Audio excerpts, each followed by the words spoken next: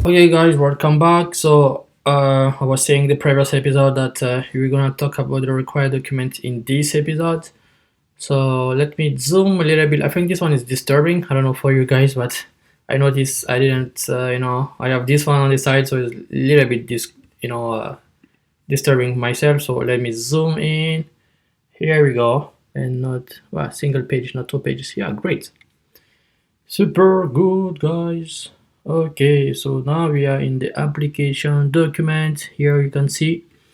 So we have this episode about this application document. So as you can see here, we have three columns: master here, doctoral, and research application. Okay, so you have to pay attention. For some documents, you don't need it if you're applying as a research. Other document also you don't need it if we apply as a doctoral.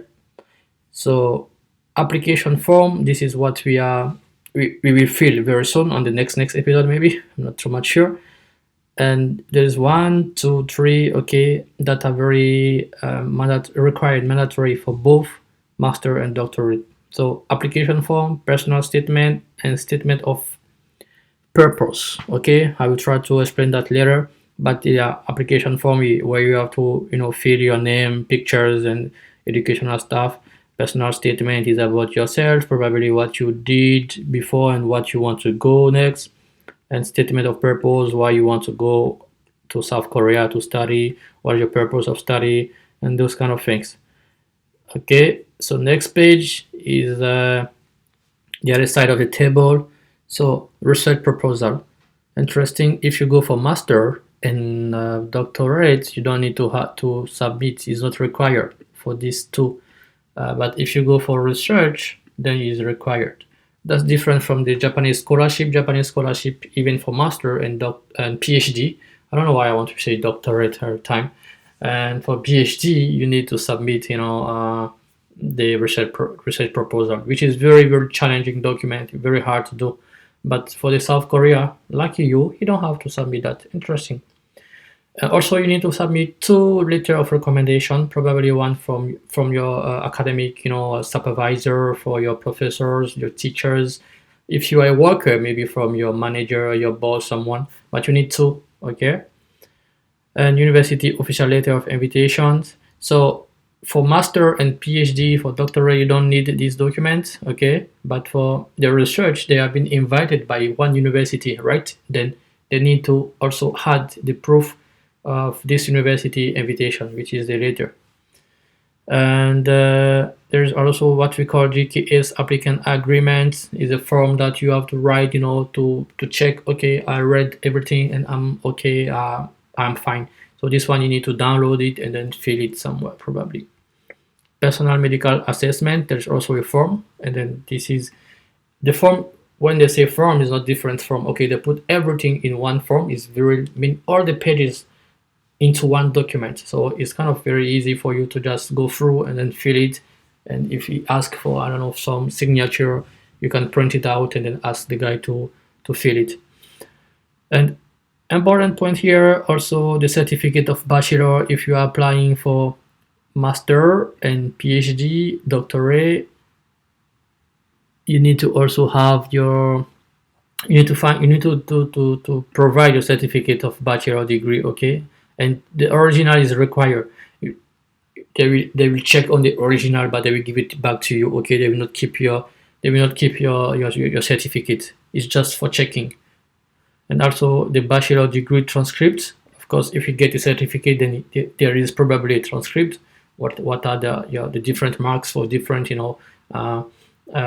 classes or courses or curriculum that you took. So we need to have the transcript. If you are going for PhD and research, then you need to provide the master one. But if you are just going to do master now, you don't need to provide the master degree. Even if you already have one, okay, good, you can have one master or 2 master, but it's not required to show this first master.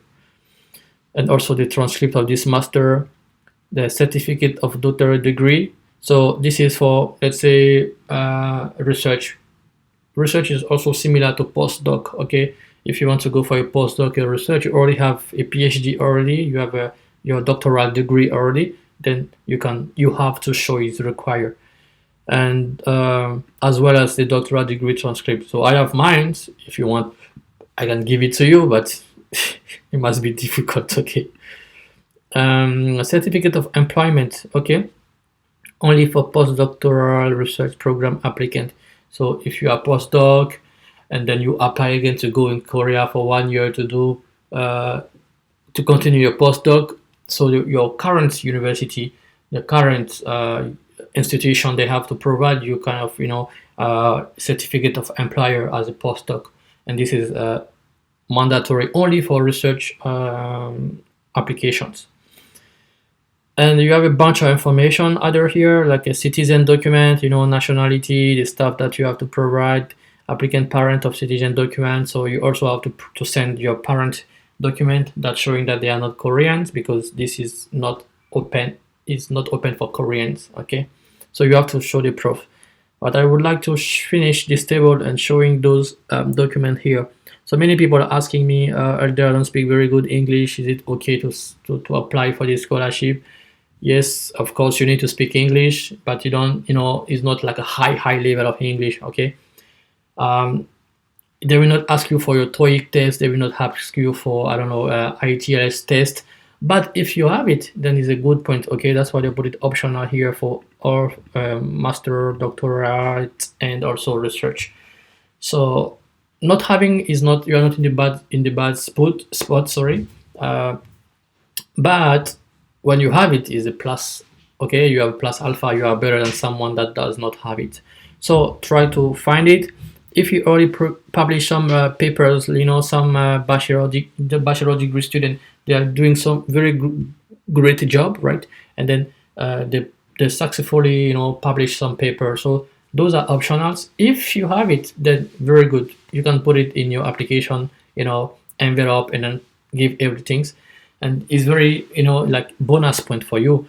Some award, some certificates, and as well the passport copy and medical examination. So here you have to pay attention. Here, application passport copy is just for the second round successfully candidate, as is written here, meaning that now at the first round you don't need to provide that. So what is the round? This will be in my next video. The different step that you have to go through to get the scholarship is not just like you just give your forms and then it's over. There are different steps: interview, document analysis, and different steps. That's why we call it rounds. And then for your passport, you have to wait to pass a second round before you send the copy to the passport to the embassy. So I stop here for this video. Don't forget to subscribe as usual. Okay, I love you, you love me, so subscribe. And then in the next one, I think I will explain about the different round, the calendar, what you have to go through, the selection procedure. Okay, this is what we call round. Thank you for watching this one, and please keep watching if you really want to go to study in South Korea with the GKS. Bye bye. That was Elder.